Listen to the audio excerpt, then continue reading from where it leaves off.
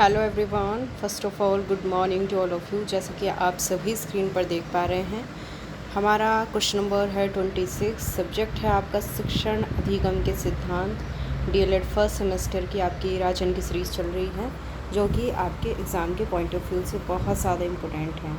ठीक है, सभी बच्चे जल्दी से कनेक्ट हो जाइए ताकि मैं आज की क्लास को स्टार्ट कर सकूं। जो बच्चे नए कनेक्ट हुए हैं, जाकर के वो प्रीवियस वीडियोस प्लेलिस्ट में वॉच कर सकते हैं। और जिन्होंने अभी तक चैनल को सब्सक्राइब नहीं किया है, so don't forget to subscribe this channel, because आने वाली हर एक वीडियो और जो शॉर्ट नोट मैं आपके लिए डालती हूँ चैनल पे, वो सभी मटेरियल आपके लिए मोस्ट इम्पोर्टेंट होने वाला है। जल्दी से आ जाइए सभी बच्चे। चलिए फिर विदाउट एनी डिले क्लास को कर लेते हैं स्टार्ट। क्वेश्चन नंबर है हमारा 26। प्रशिक्षण मॉड्यूल्स क्या हैं, उदाहरण सहित बताइए। आप देखो, प्रशिक्षण मॉड्यूल्स क्या होते हैं। प्रशिक्षण का मतलब क्या होता है? ट्रेनिंग, है ना।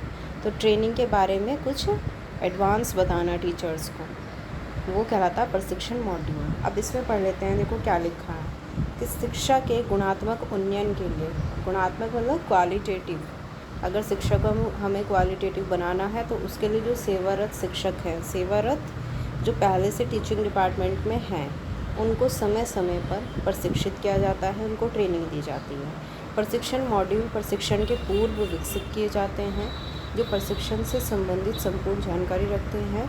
प्रशिक्षण मॉड्यूल्स की सहायता से किसी भी प्रशिक्षण को आसानी से पूर्ण किया जा सकता है। अब कुछ प्रशिक्षण मॉड्यूल्स जो हैं वो इस प्रकार हैं।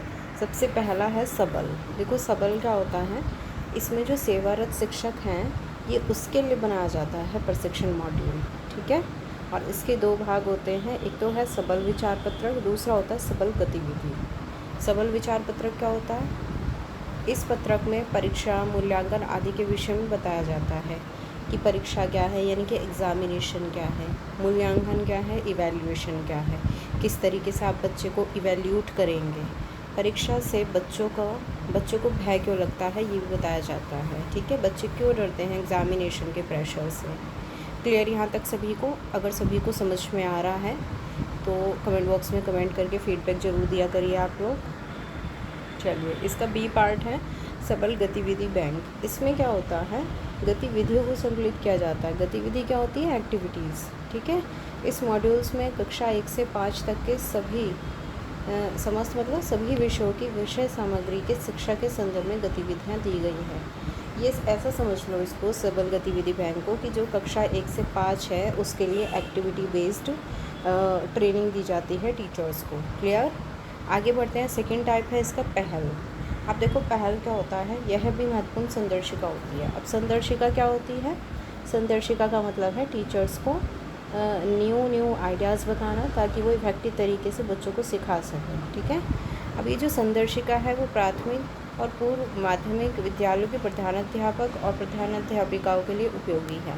इस संदर्शिका में विद्यालय का प्रबंधन, यानी कि जो आपका स्कूल का मैनेजमेंट है वो, वित्तीय संसाधनों का प्रबंधन, वित्तीय मतलब जो फाइनेंशियली रिसोर्सेज होते हैं, शैक्षिक गुणवत्ता यानी कि एजुकेशन में क्वालिटी लाना, और संप्राप्ति, ब्रिज कोर्स, वैकल्पिक शिक्षा आदि के विषय में विस्तार से दिया गया है। ठीक है, पहल में इन सब चीज़ों के बारे में प्रॉपर बताया गया है। क्लियर? थर्ड टाइप हो जाता है इसका साधन। अब देखो साधन क्या होता है? साधन प्रशिक्षण मॉड्यूल प्राथमिक स्तर पर शिक्षण करने वाले शिक्षकों के लिए है। इस मॉड्यूल में प्राथमिक स्तर की पाठ्य पुस्तक और उस पर आधारित विकसित शिक्षक संदर्शिकाओं के विषय में विस्तार से समझाया जाता है। क्लियर सभी को यहाँ तक? तो 3 टाइप इसके हो जाते हैं। आगे बात करते हैं। नेक्स्ट क्वेश्चन है हमारा 27। देखो वैसे तो मैं आपके 3 से 4 सब्जेक्ट का सिलेबस कवर करा चुकी हूँ। ठीक है, जिन बच्चों ने उन वीडियोस को वॉच नहीं किया है, जाकर के वो प्लेलिस्ट में वॉच कर सकते हैं। हमारी पूरी कोशिश है कि ये भी हम जल्दी से जल्दी अपना कोर्स कवर अप कर लें, ताकि आप लोग उसका अच्छे से रिवीजन लगा सकें। इतने आपके पेपर की डेट आ जाएगी। ठीक है, पेपर की डेट आने से पहले आप लोग एक तरीके से अपने आप को प्रिपेयर कर लेंगे, राइट। और मैं बीच बीच में आपके लिए प्रीवियस ईयर क्वेश्चंस भी अपलोड करूँगी, तो आप चैनल के साथ कनेक्ट रहना ज़रूर। और जिन बच्चों ने चैनल को सब्सक्राइब नहीं किया है, वे ज़रूर सब्सक्राइब कर लेना। चलिए फिर नेक्स्ट है हमारा क्वेश्चन नंबर 27, प्राथमिक शिक्षा के विकास के लिए गठित हंटर आयोग का योगदान बताइए। देखिए ये जो आयोग था ये शिक्षा के लिए लाया गया था, ठीक है। इसने शिक्षा के क्षेत्र में बहुत सारी बातें कही हैं। तो लॉर्ड रिपर ने भारतीय शिक्षा की समस्याओं को दूर करने के लिए और जनसाधारण में शिक्षा का प्रसार करने के लिए 1882 में भारतीय शिक्षा आयोग का गठन किया। इस आयोग के अध्यक्ष थे सर विलियम हंटर और इन्हीं के नाम से इस आयोग का नाम पड़ा हंटर आयोग या फिर हंटर कमीशन। क्लियर। अब आगे बात करते हैं कि इन्होंने एजुकेशन के बारे में क्या क्या बातें बोली हैं। देखो इसकी सुझाव और सिफारिशें क्या थी। सबसे पहला तो ये था कि हंटर आयोग ने प्राथमिक शिक्षा पर विशेष बल दिया। इसके प्रत्येक भाग जैसे कि पाठ्य विषय, शिक्षकों के प्रशिक्षण यानी कि टीचर्स को ट्रेनिंग देना आदि के विषय में सुझाव सरकार को प्रस्तुत किए। अब देखो वो कौन कौन से सुझाव हैं जो इन्होंने दिए थे। सबसे पहला तो ये था कि सरकार प्राथमिक विद्यालयों को पूर्ण संरक्षण प्रदान करे, ठीक है। सेकंड है कि प्राथमिक शिक्षा का एकमात्र उद्देश्य जनसाधारण में शिक्षा का विस्तार करना हो। थर्ड है प्राथमिक शिक्षा को व्यवहारिक बनाया जाए। फोर्थ है आदिवासी और पिछड़ी जातियों में प्राथमिक शिक्षा प्रसार के लिए ठोस कदम उठाए जाएं। आगे इन्होंने अपना जो सुझाव दिया उसमें ये है लास्ट वाला कि प्राथमिक शिक्षा के प्रशासन और संचालन का पूर्ण दायित्व सरकार को जिला परिषद, नगर पालिका और स्थानीय निकाय को सौंप देना चाहिए। क्या बात कही इन्होंने कि जो प्राथमिक शिक्षा का जो प्राइमरी एजुकेशन का जो प्रशासन है, जो एडमिनिस्ट्रेशन है और जो उसका संचालन है कि वो किस तरीके से चलानी है प्राथमिक शिक्षा, ठीक है, उसका जो पूर्ण दायित्व है, पूरी तरीके से रिस्पॉन्सिबिलिटी है, वो सरकार को किसे सौंपनी चाहिए, जिला परिषद को और नगर पालिकाओं को और स्थानीय निकायों को। स्थानीय निकाय क्या होते हैं? लोकल बॉडीज़ जो होती हैं। क्लियर। वैसे तो देखो इस हंटर आयोग के काफ़ी सारे सुझाव हैं, लेकिन आपको 2 मार्क्स के लिए यहाँ पे सफिशेंट दिया गया है, बिल्कुल ठीक है, इनफ है। इतने 4-5 पॉइंट ही आपको लिखने हैं। क्लियर। आगे बढ़ते हैं। नेक्स्ट है हमारा क्वेश्चन नंबर 28, बाल अधिकार और राष्ट्रीय बाल नीति पर टिप्पणी कीजिए। अब बाल अधिकार के बारे में बात करते हैं तो संयुक्त राष्ट्र संघ ने बालकों के अधिकारों की घोषणा 20 नवंबर 1989 को की थी। बाल अधिकार संबंधी बिंदु इस प्रकार हैं। सबसे पहला तो है कि बच्चों को जन्म के बाद पंजीकरण और राष्ट्रीयता का अधिकार है। दूसरा, बच्चों को माता पिता के विरुद्ध अलग नहीं करना है। बच्चों के अपहरण, क्रय विक्रय, व्यापार को रोकने के लिए राष्ट्र द्वारा कानून बनाना है। क्रय विक्रय क्या होता है? जो बच्चों को बेच देते हैं, है ना, और जो खरीदते हैं, जो बच्चों का व्यापार करते हैं, उनका अपहरण कर लेते हैं, उसको रोकने के लिए राष्ट्र क्या करे? कानून बनाए। क्लियर। ये है बाल अधिकार। नेक्स्ट है फिर बच्चों को नशीले पदार्थों से रोकना। फिफ्थ है शरणार्थी बच्चों को संरक्षण प्रदान करना और बच्चों को लैंगिक शोषण से बचाना। अगर इनमें से कोई भी जाति आपके आसपास होती है, बच्चों के साथ में कोई भी मिसबिहेव किया जा रहा है उनके साथ और आपको पता है, तो आपको तुरंत इन्फॉर्म करना है, ठीक है। आगे बढ़ते हैं। नेक्स्ट है फिर राष्ट्रीय बाल नीति क्या है। अब देखो भारत सरकार ने 22 अगस्त 1947 को बच्चों के कल्याण के लिए राष्ट्रीय बाल नीति की घोषणा की, जिसके अंतर्गत बालकों का पूर्ण शारीरिक, मानसिक और सामाजिक विकास के लिए सर्वोत्तम परिस्थितियों का निर्माण करने हेतु उन्होंने नियम बनाए। उन्होंने कहा कि बच्चे का पूर्ण रूप से शारीरिक विकास हो, पूर्ण रूप से उसका मानसिक विकास हो, मेंटल डेवलपमेंट, और पूर्ण रूप से उसका सामाजिक विकास हो, यानी कि सोशल डेवलपमेंट, ठीक है। तो उन्होंने इसके लिए बहुत सारे उपाय बताए हैं। सबसे पहला तो ये है कि राज्य को 6 से 14 आयु वर्ग के सभी बच्चों को निःशुल्क और अनिवार्य शिक्षा देना, ठीक है। ये सबसे कह दो कि इसके आगे कितना भी मोस्ट लगाओ, इतना ज़्यादा इम्पोर्टेंट है ये पॉइंट, बहुत बार पूछा जाता है, ठीक है। अनिवार्य और निःशुल्क शिक्षा के बारे में, तो आयु वर्ग भी आप याद रखेंगे इसका। नेक्स्ट आगे बढ़ते हैं। आगे क्या बात कही गई है इसमें कि बालकों को उनके माता पिता से अलग ना रखा जाए जब तक कि वो जीवन यापन करने में सक्षम ना हो, ठीक है, तब तक कि वो इंडिपेंडेंटली कमा ना सकें, अपने आप से अर्निंग ना करना स्टार्ट कर दे, तब तक उनको माता पिता से अलग ना रखा जाए। थर्ड है प्रतिभा संपन्न बच्चों का पता लगाने में प्रोत्साहन देने और सहायता देने के लिए राज्य को विशेष कार्यक्रम संचालित करने चाहिए। राज्य को मादक पदार्थों का सेवन और उत्पादन और व्यापार आदि से बच्चों को बचाना चाहिए। तो ये सारी बात किसकी हुई है? राष्ट्रीय बाल नीति की और बाल अधिकार की। क्लियर है यहाँ तक सभी को भाई? अगर क्लास अच्छी लग रही है, समझ आ रहा है आपको, तो आप बताइए ज़रूर। और कोई प्रॉब्लम है, कोई क्वेरी है किसी तरह की भी, तो आप कमेंट बॉक्स में कमेंट करके मुझसे कभी भी पूछ सकते हैं। क्लियर? चलिए आगे बढ़ते हैं। नेक्स्ट क्वेश्चन है हमारा क्वेश्चन नंबर 29। और अगर किसी को पढ़ाने की स्पीड कम ज़्यादा लग रही है तो आप जाके सेटिंग में अपने आप से उसको क्या बोलते हैं, मॉडिफाई कर सकते हैं। क्लियर? हाँ, इतना काम तो सभी को आता है। नहीं आता है तो भी मुझसे पूछ लेना आप लोग, ठीक है भाई। वैसे तो मुझे नहीं लगता है सभी बच्चों को आता है। देखो, संप्रेषण में बाधक तत्व बताइए। संप्रेषण क्या होता है? सबसे पहली बात, जो भी टॉपिक दिया गया है उसका मीनिंग आपको पता होना चाहिए।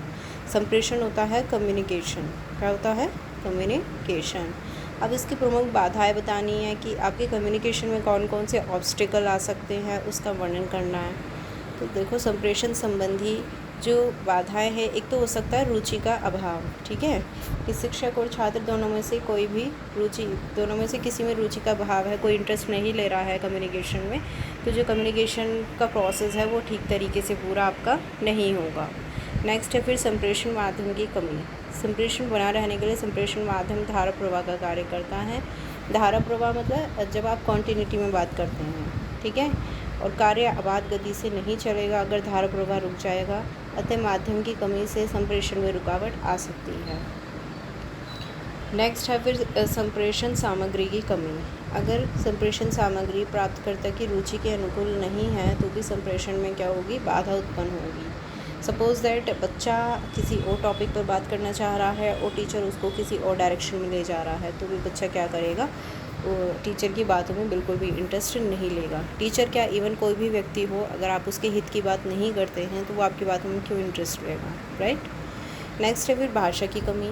जिस भाषा में आप बोल रहे हैं, हो सकता है कि जिन संगीतों का आप यूज़ कर रहे हैं वो प्राप्तकर्ता नहीं समझ पा रहा है, रिसीवर आपके जो इंस्ट्रक्शन है उनको नहीं एक्वायर कर पा रहा है, नहीं समझ पा रहा है, तो भी क्या होगा? संप्रेषण में रुकावट आएगी।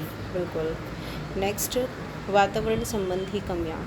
यदि वातावरण में प्रतिकूलता है, प्रतिकूलता मतलब अनुकूल नहीं है आपके, जैसे कि ज़्यादा ठंड है, गर्मी, बरसात, आंधी तूफान है, तो भी संप्रेषण में क्या आ सकती है? रुकावट आ जाती है। क्लियर? आगे बढ़ते हैं। नेक्स्ट है हमारा क्वेश्चन 30। जल्दी से सभी बच्चे लाइक शेयर कीजिए। 30 क्वेश्चन पर हम लाइक कर रहे हैं इस टाइम। जल्दी आइए सभी बच्चे, ज़्यादा से ज़्यादा दोस्तों में शेयर कीजिए अपने, ताकि सभी की हेल्प हो सके, है ना? सभी बच्चों की हेल्प हो सके। और मेरा तो मोटिव ये है कि आप सभी का स्कोर 90+ जाए। बिल्कुल। आपका ये सब्जेक्ट है शिक्षण अधिगम के सिद्धांत, 50 मार्क्स का है, स्कोरिंग है। और ऐसे ही बाल विकास और आपका सामाजिक अध्ययन भी 50-50 मार्क्स के हैं। अगर इन तीनों में आप अच्छा स्कोर कर लेते हैं तो आपका 90+ स्कोर कह दूँगी कोई नहीं रोक सकता, बिल्कुल भी। क्लियर? बिल्कुल। इसलिए बार बार रिवीजन लगाइए, अच्छे से पढ़िए। जो मैं यहाँ पे पढ़ा रही हूँ आप आइए, पढ़िए, पूछिए, समझिए, ठीक है? बार बार रिवीजन करिए। चलिए नेक्स्ट है हमारा क्वेश्चन 30। ज्ञात से अज्ञात शिक्षण सूत्र के बारे में आपको बताना है। देखो, ज्ञात का मतलब ही क्या होता है? जो भी पूर्व ज्ञान मतलब जो बच्चे पहले से जानते हैं, उसको आधार बना के उसे उन बातों को बताया जाता है जो वो नहीं जानते। नहीं मतलब अज्ञात बातें, ठीक है? तो इस प्रकार से शिक्षण जो है वो कैसा हो जाता है? रुचिपूर्वक करता है बच्चा, इंटरेस्ट ले लेके करता है। सपोज़ दैट अगर आप बच्चे को इंग्लिश पढ़ाना चाहते हैं तो सबसे पहले उसे क्या सिखाएंगे? ABCD सिखाएंगे ना, और उसके बाद ही उसे क्या होगा? शब्द ज्ञान के आधार पर वो सीखता है एप्पल, मैंगो, कैट आदि, ठीक है? तभी वो वर्डिंग सीख पाएगा। सपोज़ दैट आपको हिंदी भाषा सिखाना है तो सबसे पहले आप उसको क ख ग घ घ ये सब सिखाएंगे, उसके बाद ही वो शब्दों को समझ पाएगा, जोड़ के शब्दों को समझ पाएगा, उसमें इंटरेस्ट लेगा और एक इफ़ेक्टिव तरीके से आप भी उसको पढ़ाने में सक्षम होंगे। क्लियर सभी को? अगर समझ में आ रहा है तो भी बताइए जल्दी कमेंट करके। क्वेश्चन नंबर 31 पर अभी हम नहीं जा रहे हैं, यहाँ से हम स्टार्ट करेंगे नेक्स्ट क्लास में। वीडियो बहुत लेंदी हो जाती है, ठीक है? यहाँ तक करके लाइए। ज़्यादा लेंदी वीडियो मैं नहीं बनाती हूँ ताकि आप लोगों को भी पढ़ने में अच्छा लगे और मुझे भी आसानी हो, ठीक है? मेरा मोटिव ये नहीं है कि ज़्यादा से ज़्यादा कंटेंट आपको एक दिन में ही दे दूँ, मैं एक दिन में ही प्रोवाइड करा दूँ। मेरा मोटिव ये है, कम पढ़िए, सिलेक्टिव पढ़िए, लेकिन पढ़िए ज़रूर, ठीक है। चीज़ों को टाइमली पढ़िए।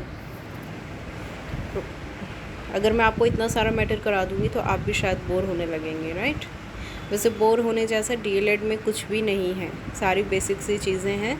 आप थोड़ा मेहनत कर लेते हैं तो अच्छा स्कोर कर पाएंगे यहाँ पे। क्लियर भाई सभी को। और अगर किसी बच्चे को पीडीएफ चाहिए तो वो मुझे कमेंट बॉक्स में कमेंट करके बता सकता है, मैं पीडीएफ प्रोवाइड कर दूँगी। टेलीग्राम चैनल को पिनअप करके आपको डिस्क्रिप्शन बॉक्स में टेलीग्राम का लिंक दिया गया है, उसको भी सब्सक्राइब कर लेना, टेलीग्राम से जुड़ जाना, ठीक है भाई। हाँ, अगर पीडीएफ चाहिए तो आप लोग मुझे कमेंट बॉक्स में बता सकते हैं। क्लियर। चलिए फिर मिलते हैं नेक्स्ट क्लास में, तब तक के लिए सभी को have a good day, bye bye, thank you so much, thanks for watching.